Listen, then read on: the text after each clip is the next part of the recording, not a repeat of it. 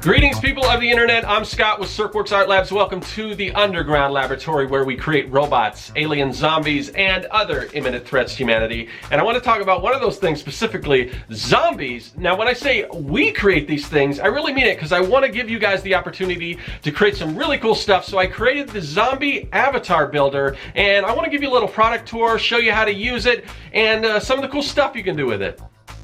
So this is what you're going to see when you open the file. This is the Adobe Illustrator version. I've got Photoshop versions and some other ones if you want to play around with it, but it's a zombie avatar builder. Over 350 different body parts combined to create unlimited combinations. I've got a workspace up here. You can drop your characters in there and start building, but here's what we got. Here's what it comes with. 12 different heads, 24 different ears, 104 eyes, 35 mouths, 18 unique facial hair options, 18 noses, 96 different hairstyles that come in all different colors and styles, 10 different bonus accessories, not to mention 37 unique props, and you can do all kinds of cool stuff with these.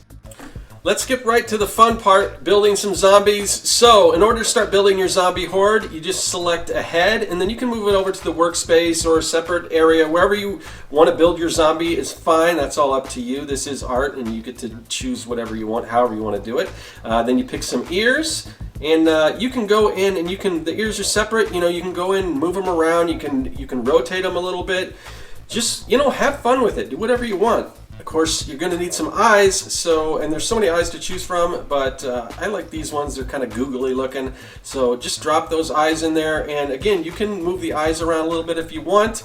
Then why not choose a mouth?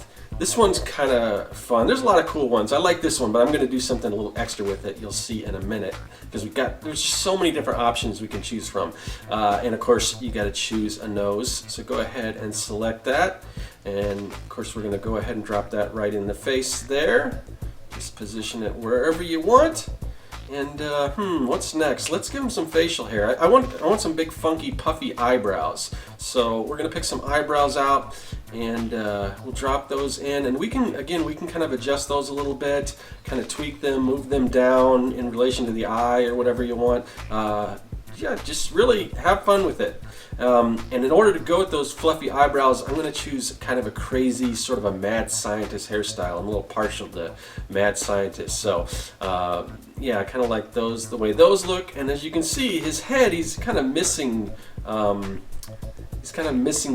part of his head. We'll fix that in a minute, but I want to do some fun stuff here. So we've got, in addition to the mouse, we got a few tongues here.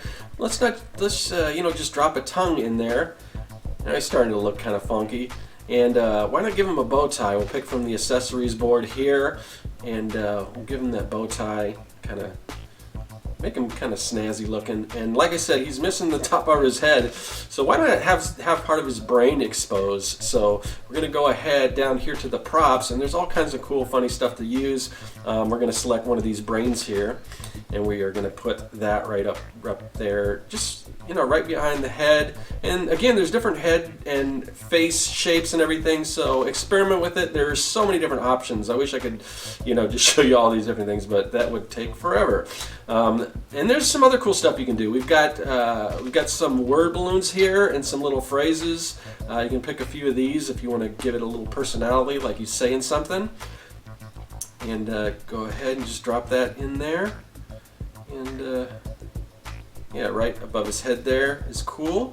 And then why not give him a nice brains? And then of course you can adjust all the different elements you can adjust. It's also a good idea maybe to save a separate copy, so if you do sort of mess with something and change it, you always have that backup with the original files on it. That's something I'd like to recommend, just a little pro tip. But yeah, there you go. Not only do I have the Adobe Illustrator file, but I also created a Photoshop file. And as you can see, these are all in layers, so you can put your heads, your ears, eyes, the whole thing, just like before. They're all in separate folders, and there's all kinds of different things you can choose. You can choose different accessories, just like you could in the Adobe Photoshop or Illustrator file.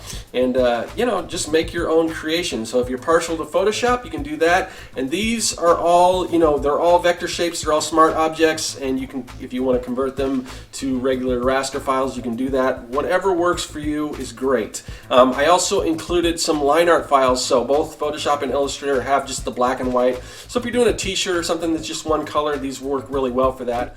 Honestly, I just have a blast playing around and building different zombies, but there's a lot of real-world applications for this pack. You can create custom avatars, cool stickers, t-shirts. If you're an Etsy seller, you can build some really awesome invitations and party favors. If you're a graphic designer, you can whip up some really nice package design. You can use it anytime. It doesn't matter if it's Halloween or anytime. Zombies are always cool. The possibilities are endless. Go forth and build your zombie horde.